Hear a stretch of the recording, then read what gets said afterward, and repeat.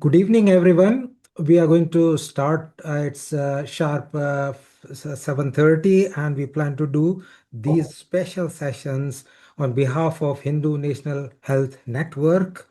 A lot of people want to attend.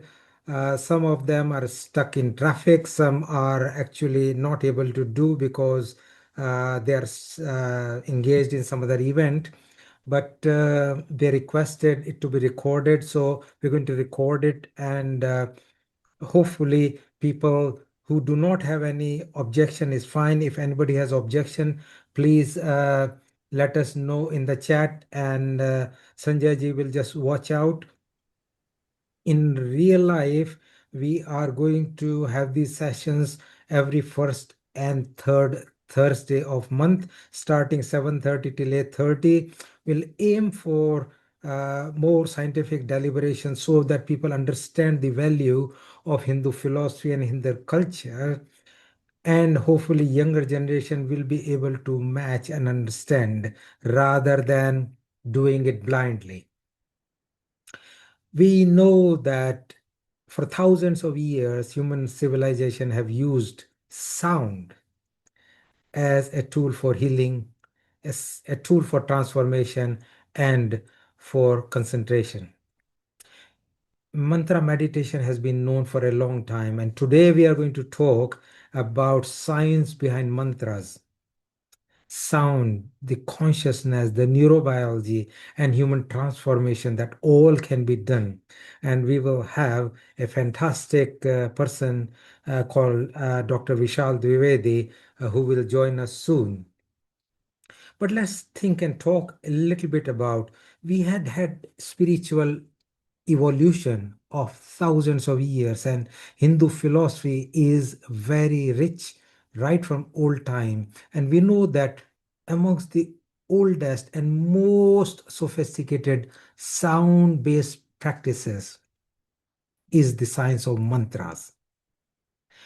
Ancient Vedic sages described mantras not merely as words, but also as vibrational technologies.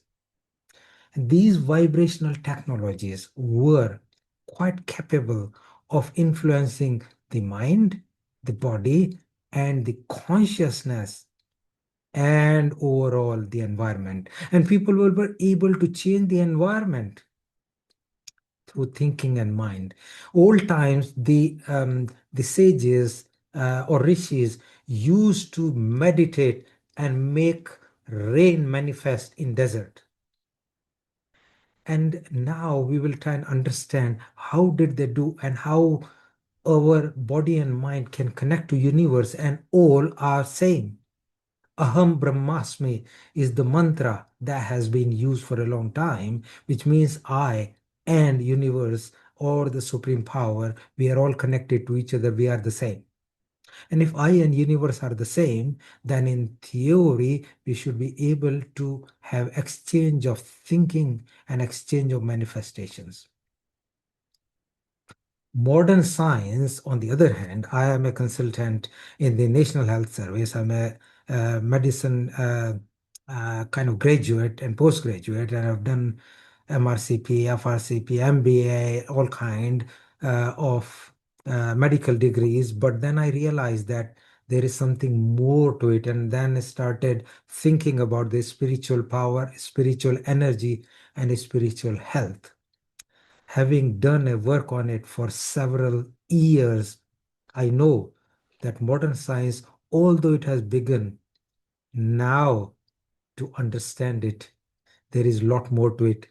And there is some proof how repetitive sound, rhythmic breathing, focus attention, and vocal resonance all can alter the brain chemistry, the autonomic nervous system balance, which we call the sympathetic, which is fight and flight response, and the parasympathetic system, which is rest and digest system. And heart rate variability is a barometer or KPI in theory, and that is found to change. It can change. Mantra meditation or mantra chanting can change the emotional regulation, and many of us feel peace when we chant Oh.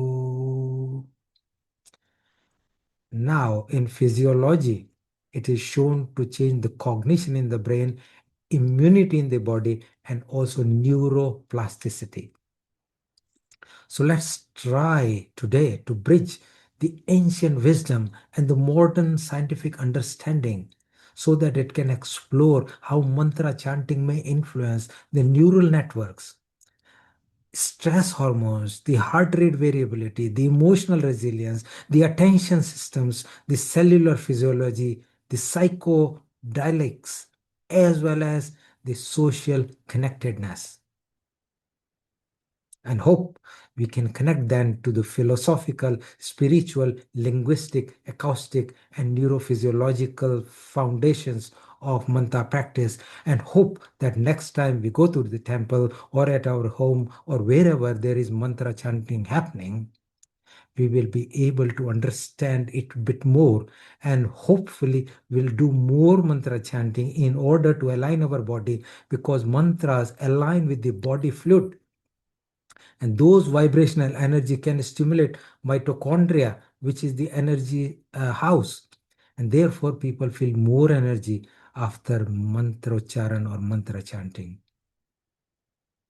The goal is not to have a blind belief, but have an integrative exploration of combining the neuroscience, the acoustic, the psychology, the spirituality, the quantum perspective or quantum physics, the linguistic and systems biology all together, so that the ancient traditions, which are often described as realities in past, but science can validate it and investigate, and we think how we can relate to the functional MRI, the EEG changes, the heart rate variability, the neurochemical assessment, and the psychophysiological research to back up what we do. And that is something good for us to explore. Now, while we are still waiting for Vishal Dwivedi, I don't know if he's here or not. Please let me know if he's here, Sanjay ji. But I will kind of keep giving a little bit more background, and I'll give the introduction for him as he arrives. If we think, we will probably leave few minutes at the end. So if there are any questions, please put in the chat. If we have time, then we will try and tackle those. If not, then we will tackle on some other sessions. But let's think about human beings are ultimately vibrational organisms, and we all live in this vibrational universe. And every heartbeat produces rhythmic oscillations, and every neuron communicates through electrochemical pulses. Every spoken word generates sound waves capable of influencing the surrounding environment, and the listener's nervous system align with it. The ancient spiritual traditions recognize this deeply interconnected vibrational reality long before the modern physics and neuroscience emerged. The word mantra originates from Sanskrit. Man is mind, and tra is tool or instrument or vehicle. So, mantra may be understood as a tool for directing, stabilizing, and refining, as well as transforming the mind and affecting mind to the body and connecting to the universe. And we connect ourselves to the inner core, and our physical body, and our family, our wife, our husband, children, parents, and the extended family, and connect the individuals to the deeper state of awareness. You need to know yourself first before you know other people. And I'm not talking of superficial knowledge, who they are, what they are in deep. More you understand deep, more you can connect. Deeper the connection, easier the transmission, because whatever you say at times is misunderstood. But if you are deeply connected, the words can say very little, but your body will communicate to each other. You can understand very well each other at level of husband, wife, or any other relationship. And same can be applied at workplace. 90% of the problems happen. People don't want to fight. They just fight because of the issues which are not connecting to each other, because our body fluids are not aligned properly, and the mind and the body is not aligned properly, and our alignment to universe is lost, and our alignment to the people even who will live with is lost. As a result of which there is conflict, there is difference of opinion. And to take it further, there is departure of harmony between two or more than two people. Modern science increasingly support the concept that repetitive sound influence physiology as well as psychology. And repetition of meaningful sounds can alter the breathing patterns. Slow heart rate, reduced cortisol level, and improved autonomic nervous system balance, and influence the neural activity within the attention and emotional regulation networks. And the brain imaging studies demonstrate that meditation and chanting practices modify actively the prefrontal cortex, which is here, amygdala, which is here, and that's emotional brain. Prefrontal cortex is the executive brain, the cingulate gyrus, and the insula, which are deeper parts of the brain. And a very important thing which some of you might know, default mode network within the brain.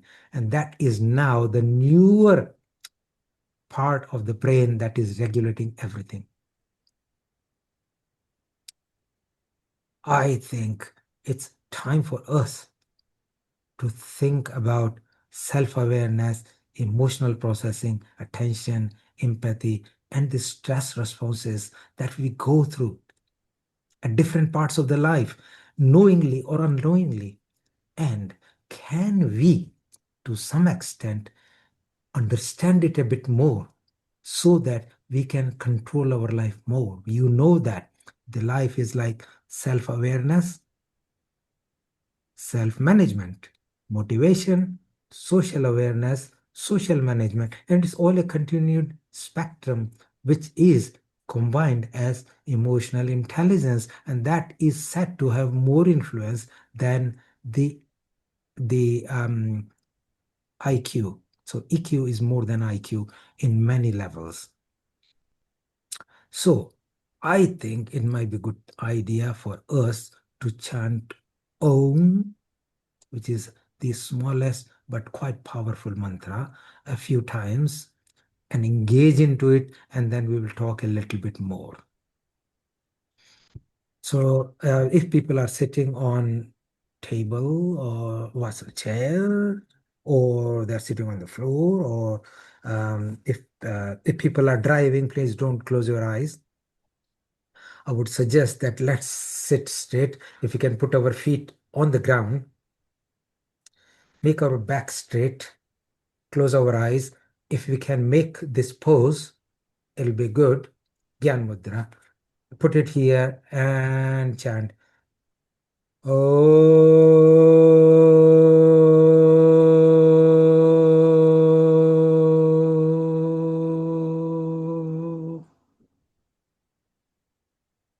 Deep breath in. Oh.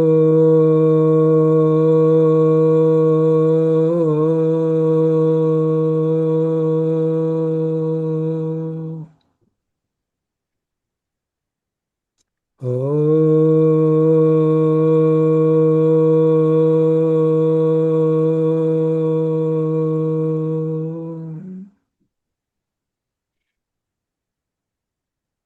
Three deep breaths.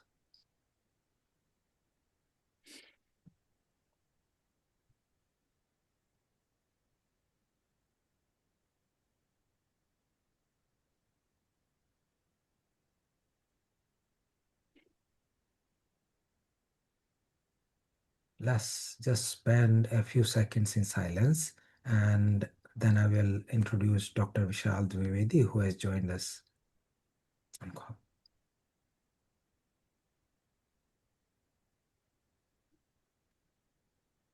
Good. So Dr. Vishal Dwivedi is here. He is one of very few people who I know and has been really very learned, very humble, very deep, understanding the philosophies of Hindu culture. He has done two PhDs, one in psychology and one in astrology. Is very distinguished scholar and spiritual practitioner. He has come with us when I invited him on Healing Our Earth on several occasions, where I'm the producer of the health episodes. And he has delivered very well with academic rigor as well as connecting the ancient wisdom to the modern science. So let us hear from him how he explained it to everyone, how the science work with the ancient system, the traditional system, and how we can benefit from it. So with that, let's give a warm welcome to Dr. Vishal Dwivedi. Welcome here. Namaste, sir.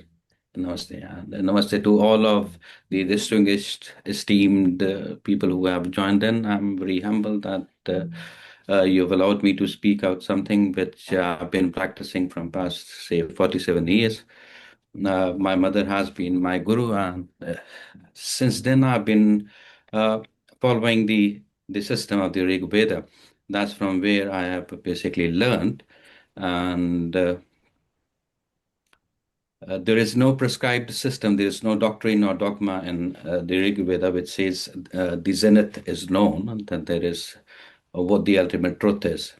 It's something which is still the mankind has been dwelling upon, right? Starting from Adi Shankaracharya, who gave the abstract that Aham Brahmasi, like you know in every 7 years we change the entire cells in our system. So and all those dead cells are basically washed away and thrown out of the body, and this cycle continues till the time uh, we die. The same holds true with the cosmos. I'm not trying to justify or prove the Adi Shankaracharya to be right, but to my humble understanding, what he basically means is that everything has a life, may it be atom or in singular, or may it be the atom in the organ or the human form or any other living species, right? Starting from the constellations to stars to black hole to everything. Everything has a life, and that's how the concept of Aham Brahmasi is basically conceptualized. So mantras, coming to the topic of the today's congression, is mantras are basically understood into two systems. One is the Gyan Yoga, which basically tells us the Bij mantras, the mantras written in the Vedas. That is the mantras in which we basically try to correct ourselves, keeping in view that I have the control over my life. I would like to shape the life that we have. And the second is the Nishkama Yoga, in which we are basically performing the same act but with certain emotions. So the time we do the chanting of the mantras, the Bij mantras in Jnana Yoga mode, it is basically what Dr. Rajeev Gupta had just mentioned. Om is one of the uh, nad. It is one of the mantra from which is from the Jnana Yoga. It has no semblance. It is not associated with anything. It is not associated with any caricature, any figure of the god. But then we have the mantras like Om Namah Shivaya. So the time we chant this mantra, we form a image. We form an image within our own selves. We form the image of Mahadev. We form the image of Shiva.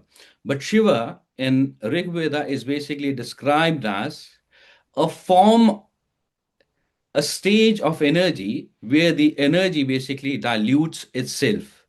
So Shiva can basically be summarized as which is not, but without there is nothing. So it is a state of emptiness. It is a state of emptiness which defines the figure.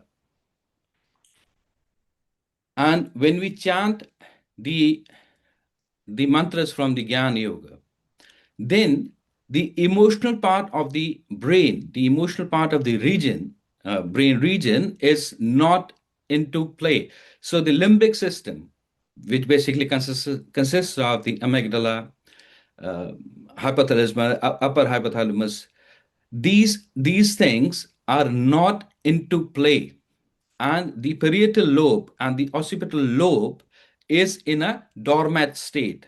So when you are chanting the mantra, like Dr. Saab just exhibited, at that stage when you have the entire focus, I'll explain you what is the significance of focus, why we always mention it. After I just conclude what I'm about to explain. So the time we are chanting these nad, they are around 3,000 plus. Om is one of the nad. So the time we chant Om, and we are in a deep state, we are aligned with our own selves.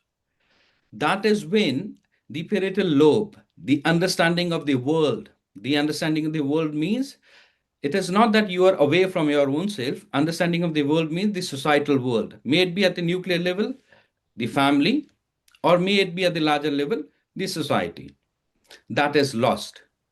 And the occipital lobe, which basically defines as to the balance of the body. So you are in a kind of a drunken state. You don't know what is happening. You're sedated. So that's why people normally, when they are in a deep state, if you just tap them, they will fall. So this is what happens when you chant the mantra in the Jnana Yoga.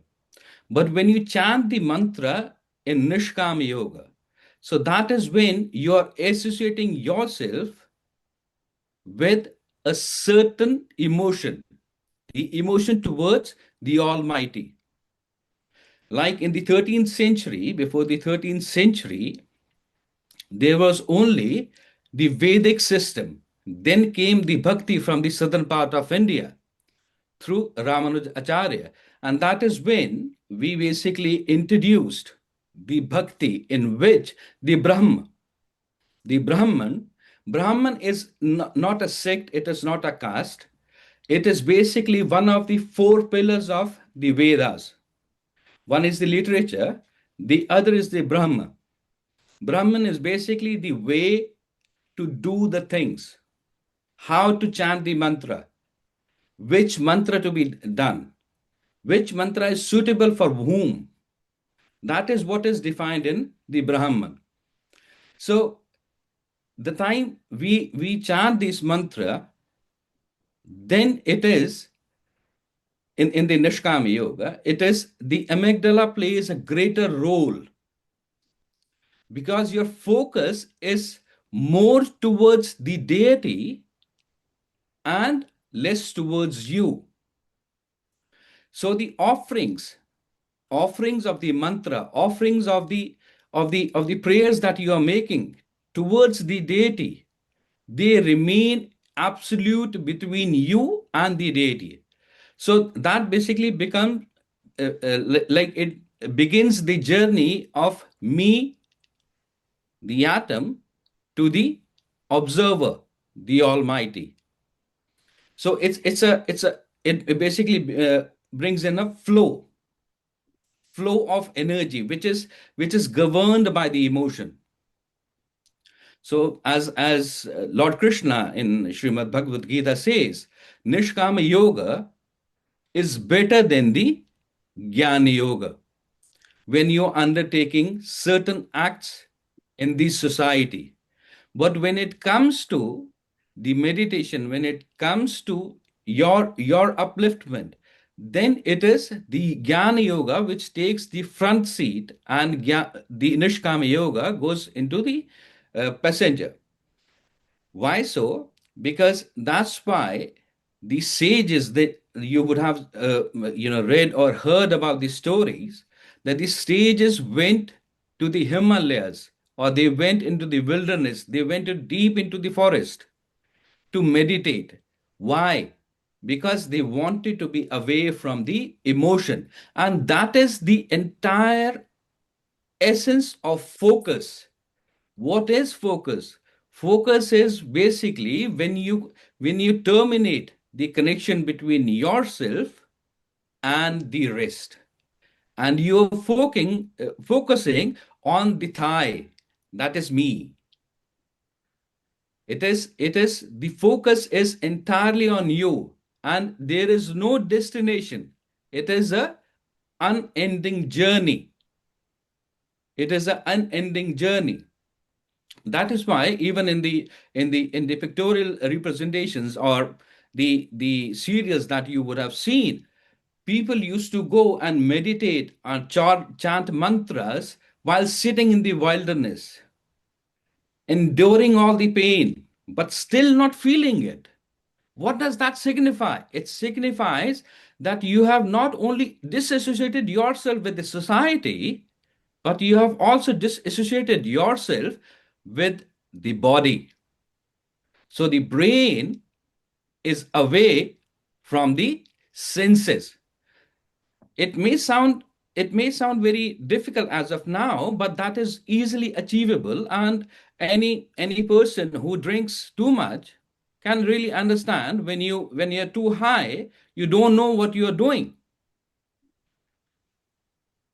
Like if a drunker basically falls near a drain, that drunker will not sense the foul smell of that drain, won't even feel the weather, the coldness, till the time that region, the occipital lobe and the parietal lobe, they again don't become active. Unfortunately, there is no scientific evidence to prove as what the Bij mantras, what Om can do. The neuroscientists have not yet established it, but there is a great empirical evidences as what the mantras can do, as what they are doing, the time you chant that mantra. What is the rhythmic breathing basically brings unto you.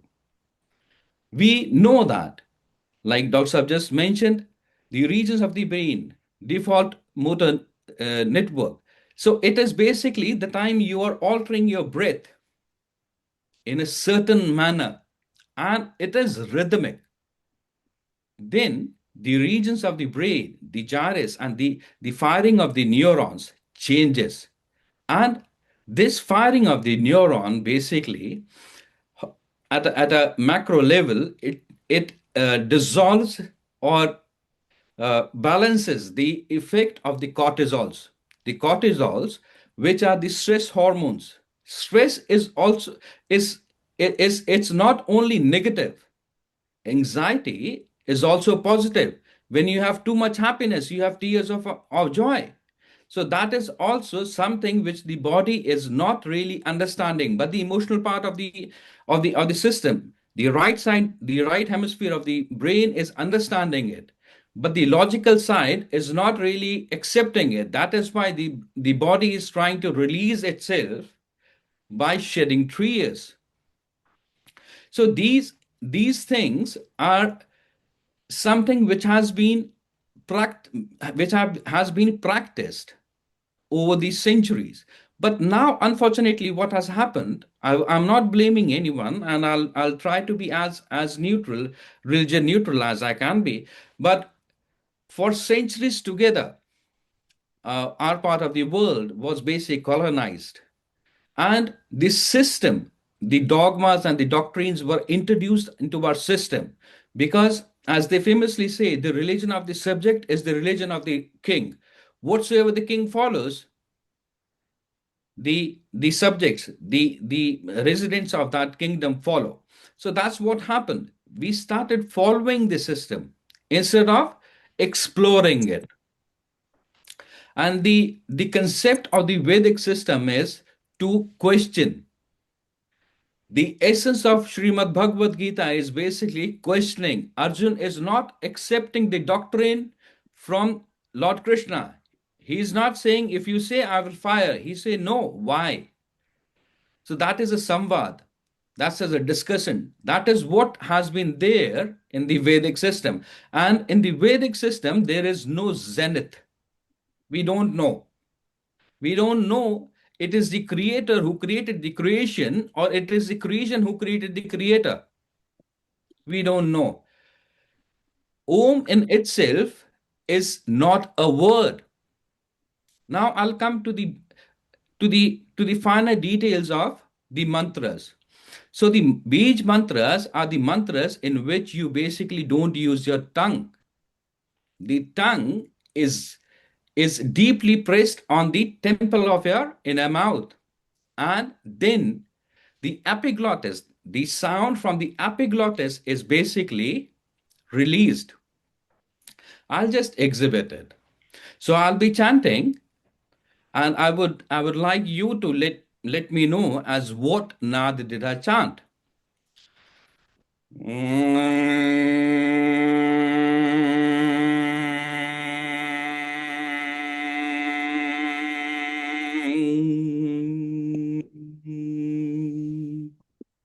Please, Was it Om? sir. Om? That was sir. Okay. Uh. So when we chant the nad, we don't use the tongue. But when we chant a mantra, which is more modern than the Vedic mantras, then we use the tongue. Like normally, the way it is recited in journal, it is Om Bhur Bhuva Swah Tatsavitarvareniyam Bhargo Devasya Dhimahi Dhiyo Yona Prachodayat. But the correct way of understanding or chanting this mantra is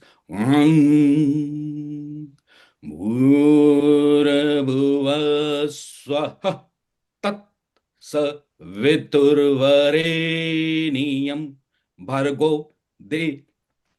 So this is the way it is to be chanted. Can Sorry, you I had. explain what difference will it make if you do it the first way or the second way? Uh, Sir, how it will make difference the first way or the second way?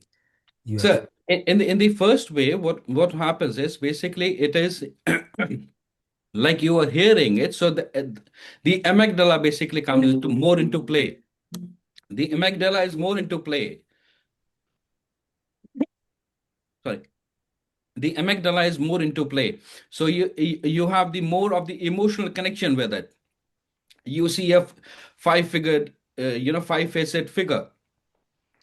But the time you chant it in the correct way, the first and the most prominent observation will be that there will be a rise in the temperature, half a degree or 1 degree. Ah, After you chant one rosary, one mala, you will see a gain of at least half a degree or 1 degree. And if you're not observing it and you are not having it, then definitely there is something wrong in your chanting. that's very interesting. So explain that more, what it happens and how it happens. Let's just focus for next few minutes on this Om Bhurbhava Sva Tatsaviturvarenyam Bhargo Devasya Dhimai Dhiyo Yona Prachodayat. Most people know this Gayatri mantra, Yes, but sir. what is Gayatri mantra? How to pronounce it properly, and what difference should we expect, and what are the benefits of this mantra? So the first benefit of this mantra is basically it governs what we understand as, in analogy, what we understand as the planet, the effects of planet Sun. And what in chakra, it is the same science having a different analogy. So what we understand as the Vishuddhi, Anahata, and Manipura chakra Okay. is governed by the planet Sun, as what we understand in astrology.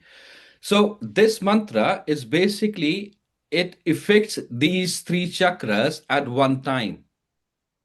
Aha. It stimulates it, and if you're chanting it correctly, you will feel the vibrations in your navel, chest, and in your throat.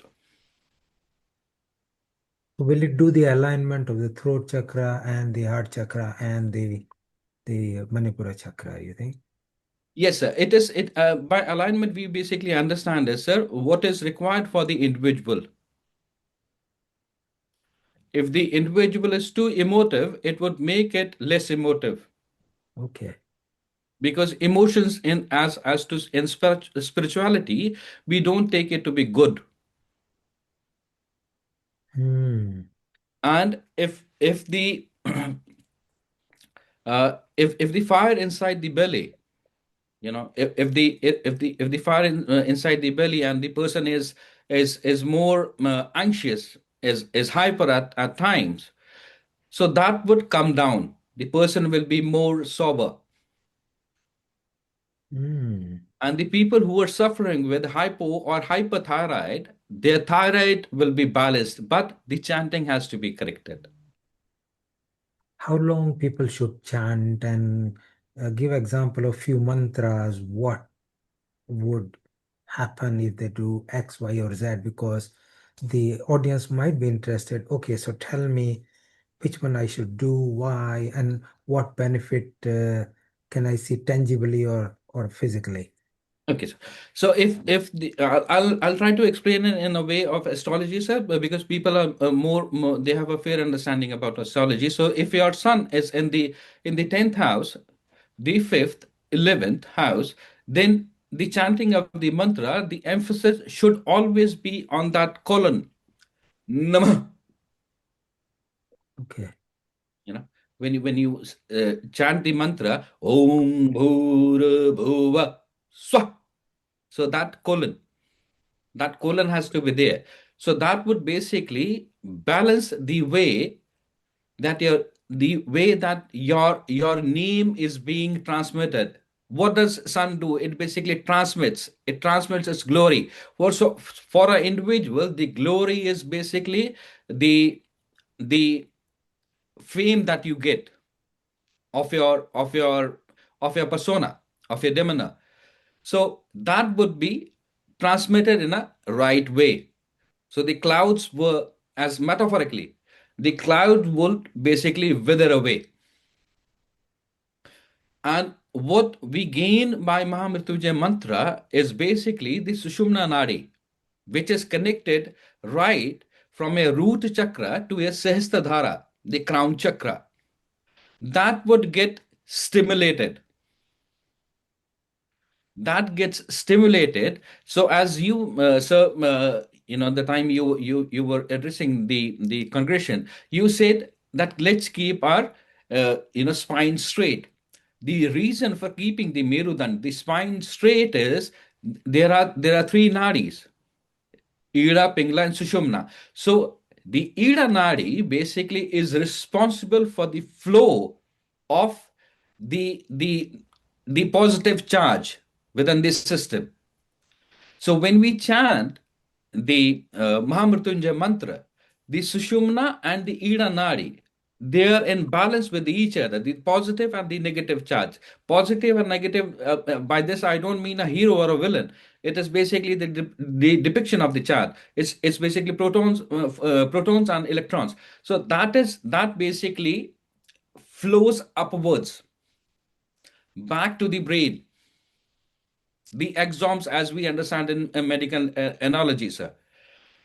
So those exomes are basically reintroduced into the system. They are reintroduced into the gyrus, and the neurotic firing changes. Hmm. That is how we basically change what the incurable to the curable. Aha. Explain that, because I think that will be of great use to people, that although we take, these are all medicines that we need to take for physical world and So, for acute illnesses, but for chronic illnesses, anxiety, depression, these mantra meditation or mantra even reciting, can it help? And how can it help? And what is the best way to do? And how people can practice it in order to get the benefit? right. So the easiest of the ways is the manad which so was chant reciting before I came in. It's Om. So the time you, God forbidden, if any of you is in a state of anxiety, may it be for the happiness or sadness, just hold your tongue deep into the temple of the mouth. Show it to us like this. Right, sir. That's right. But it's not only the tip of the tongue, sir. The entire tongue, Ah. as further as you can. So turn it up and touch the whole palate. Yes, sir. Okay. That's right, sir. So Got it. when we do that, then you close your eyes. The reason for closing your eyes is nothing more than curtailing the flow of the emotion, because eyes are senses, they are sensory organs. So if you will be seeing anything, you will have a certain emotion truncated from what you have seen. So that's why we close the eyes. It is not that we like darkness. When you close your eyes, it is not that you don't see anything, you see darkness.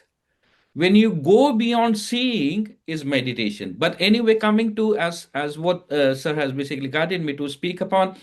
So the time we chant the Om, your focus should be on the root of the tongue, because it is the most stretched part. And as the law of the physics says, the stretched part, the junction where it is stretched, it is the weakest. So the time you'll be chanting Om, you will feel the vibration. Focus on that vibration, and you will be pleasantly surprised as what you can do. Wow, it's such immense thing. So the root of the tongue is where we should focus, and that vibration, because the rest of the tongue we have attached to the palate is Yes, sir. there. So now the whole vibration should come to the bottom of the tongue, which is the root, Yes, and sir. the whole vibration is going to resonate with the rest of the body because it's root. Yes, sir. Because the parietal and the occipital lobes, they both will go into dormant states, which basically says the medulla will be in a state of balanced, sir. So there would be no hypertension, sir. Aha, that is And this amazing. this this also covers the thing of sir, the cervical degeneration, sir. If Okay. done properly, it can help in the cases of cervical degeneration, sir. Uh-huh, that is really good. So it helps in anxiety, it helps in depression, it helps in like panic attacks, and at the same time in the degeneration of the nerves because it can slow down the process of regeneration because of the energy it releases, because of the mitochondrial activation, which Yes. is responsible for the regeneration. So that's really good. Thank you, sir. Thank you. Somebody asked about chronic pain, which mantra would be helpful and how to make use of it. So my understanding is that to basically, and whosoever asked it, my regards to them, my salutations to them. So you need to, in your horoscope, you need to understand as and evaluate as where the position of the planet Mars is in respect to planet Saturn. So when we see that, and if there is no animosity, there is no enemy feel or relationship between these planets. So my understanding is, if you chant the mantra lang, lang, lam, so it's L Yeah. A A A M. Ah, Without L-A-A-A-M. A-A-M. So, and Lam. you have to say this without moving your tongue. So I'll just exhibit it, sir. Yeah, explain because it's like interesting but complex. So let people understand, even from the whole this one session, if they can take two things away and apply, it will transform the life Yeah. of many people. So I'll just Thank you. explain.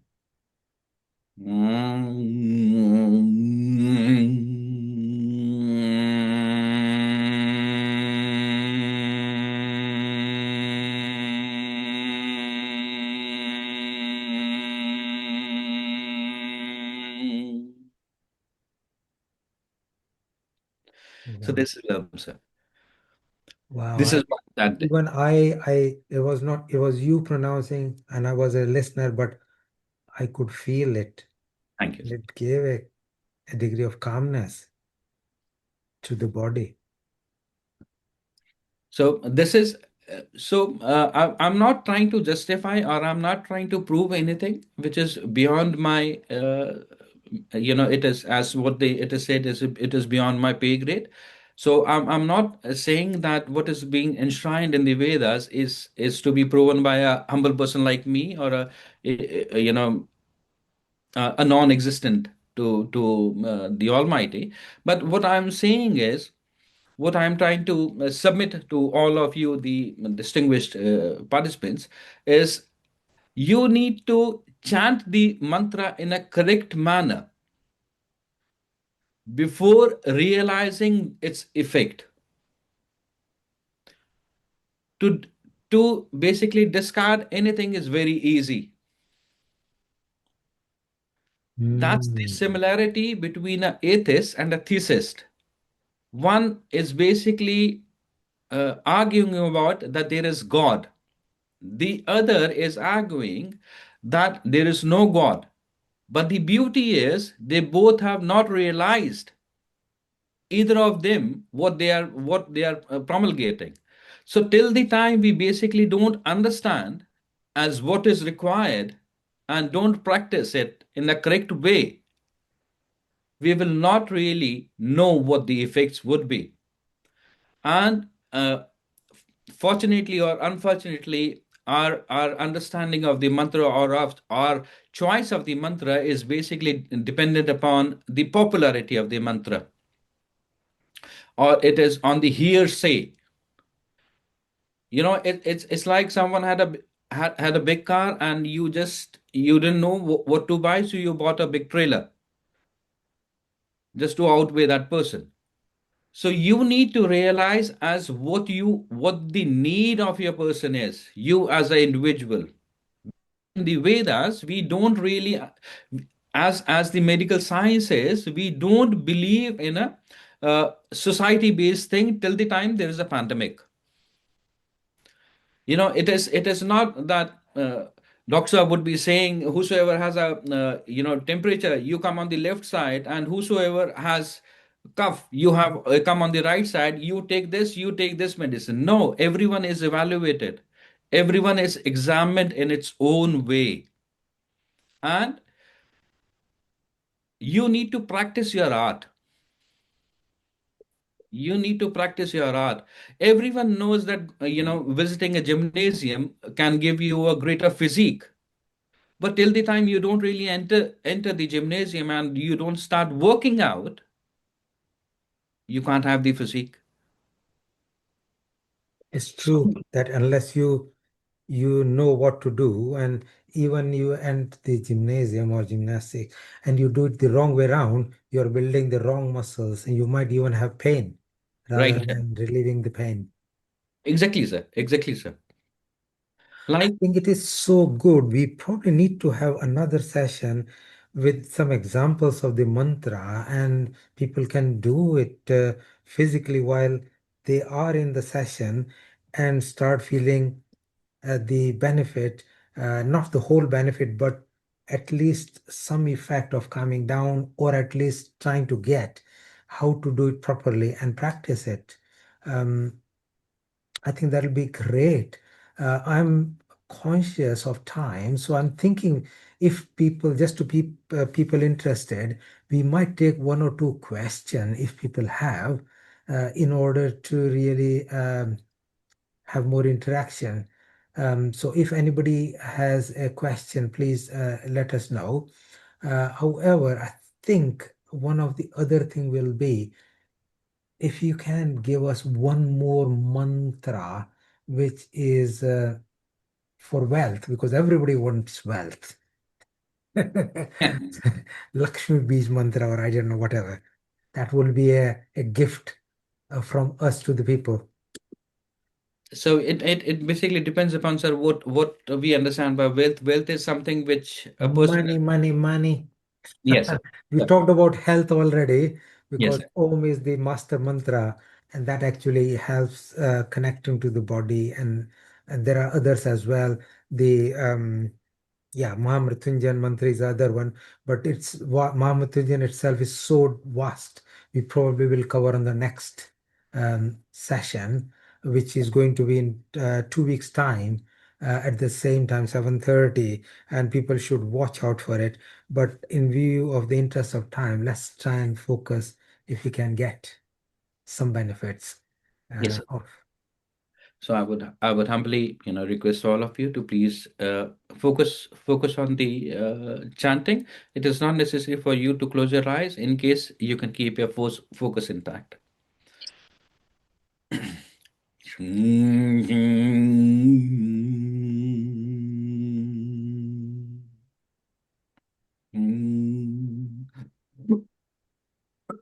Sorry, Yeah, please explain what you were doing, and then people I'll should. just complete it, sir. I just got the cuff. Ah, I'll just complete it, sir.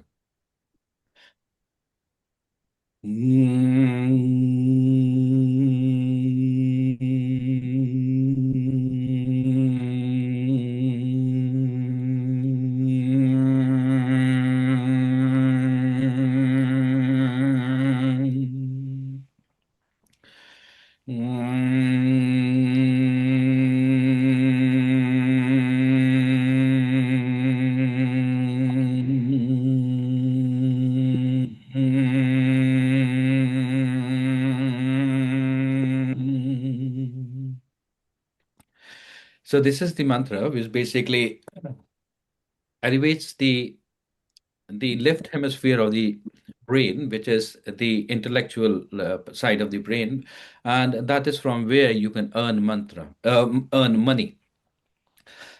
Because the right side of the brain is emotional side, and with emotions you don't earn money.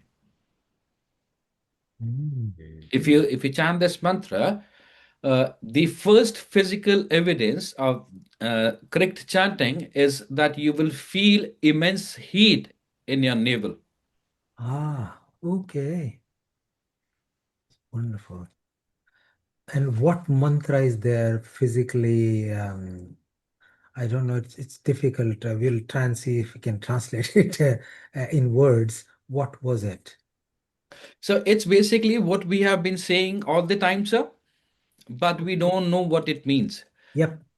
So, so Guru Vasishtha was a fool to give the name to Dashrath's Lord, King Dashrath's eldest son, the name of Ram. We chant Ram by using our tongue, whereas whereas Ram is a nad, Okay. which keeps your emotional side balanced. That is why we say he is Maryada Purushottam. Okay. You know, the Dhobi basically, that person, he questioned the austerity of Mata Sita in the court of Lord Ram. In the court of Lord Ram, he was Raja Ram. So that's why he he gave exile to goddess Sita. Had the same question be posed to Ram in his palace, then the results would have been different because he followed the Maryada of the king and he belittled his own emotion as a person. So this chanting of Ram is responsible for your Manipura chakra, which governs the intellect side of the person, the left hemisphere. Hmm. And what is, because people may not get it, it will take time to understand it all. So, saying Ram, you say we are using the tip of the tongue, but we should put this tongue all the way up. On the planet, sir. Okay. Ra-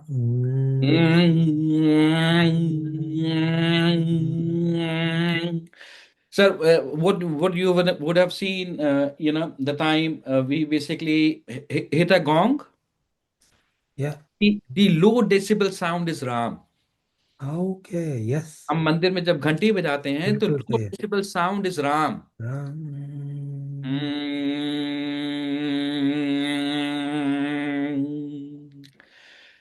The way to use it would depend upon as where your energies are. But this is the safest mantra. People say Ram, Ram, Ram, Ram, Ram, Ram, but that is slightly refined form. And if they practice that, it's वो कहते हैं ना गंगा पार हो गई same thing जब बड़ा नवल पार हो गया राम का नाम लिखने से पत्थर तैर गया तो हम क्या चीज है हम भी तैर जाएंगे सर, राम का नाम हम जब कलम से लिखते हैं the time we start writing using our pen, then the prefrontal cortex, the limbic system, the upper thalamus, and the medulla, that is in action when we use a pen and write on the paper. हाँ In clinical psychology, what we understand is the time we try to manifest anything, till the time we don't know, we don't believe that it is true, it will not happen, because the left side of the brain doesn't really understand in the future plannings. It oh wants to live in today. It wants to live in now. mm,